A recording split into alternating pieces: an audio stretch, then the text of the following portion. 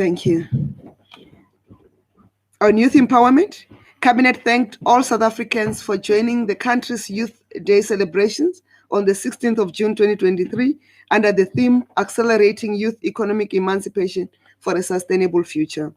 Cabinet welcomed the launch of the state-of-the-art public employment mobile bus by the Departments of Basic Education, Higher Education and Training, and Employment and Labor in collaboration with the European Union's Education for Employability program. These opportunity buses travel to far-flung areas to help learners and work seekers on their employment path by matching individual strengths and capabilities to potential careers and job opportunities.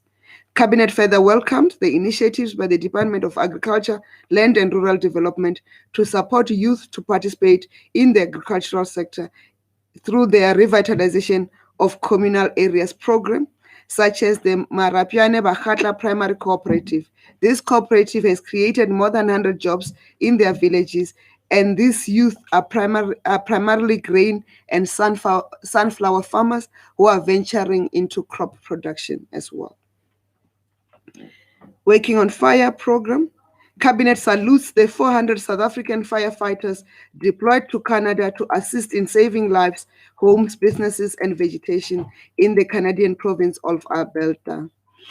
The 2023 deployment is in response to an urgent request from the Canadian Interagency Forest Fire Center. This fifth collaboration between South Africa and Canada is evidence of the strong relations between our two countries and South Africa's contribution to preserving our physical environment, regardless of which part of the world is affected by environmental threats. On Special Olympics World Summer Games, Team South Africa continues to fly the flag high at the 2023 Special Olympics World Summer Games in Berlin, Germany, which started on the 17th and will conclude on the 25th of June 2023. Team SA comprises 64 athletes and 21 coaches who are competing against 7,000 athletes across 180 countries. They represent the best of our nation and they are proof of the power of the human spirit. On cabinet decisions, one is the South Africa's ratification of Luxembourg Protocol to the Convention of International Interest in Mobile Equipment on matters specific to railway rolling stock. Cabinet approved the submission of the Luxembourg Railway Protocol to Parliament for ratification.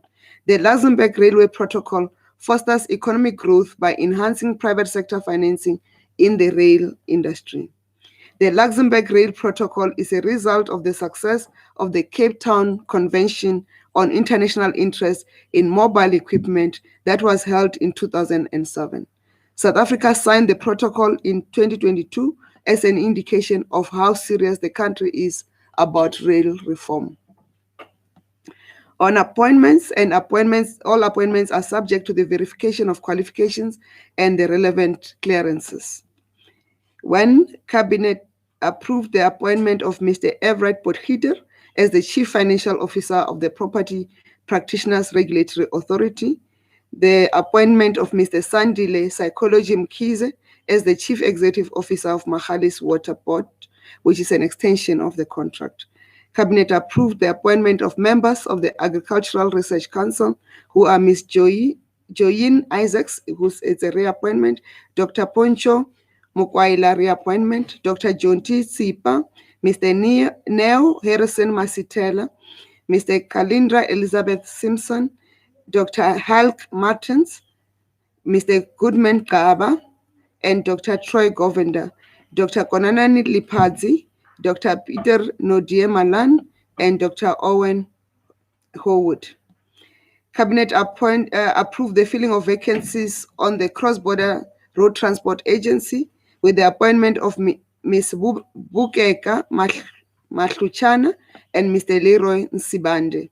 Cabinet approved the filling of vacancies on the board of the South African Civil Aviation Authority with the appointment of Advocate Mpati Libakeng and Mr. Tsepo Piake.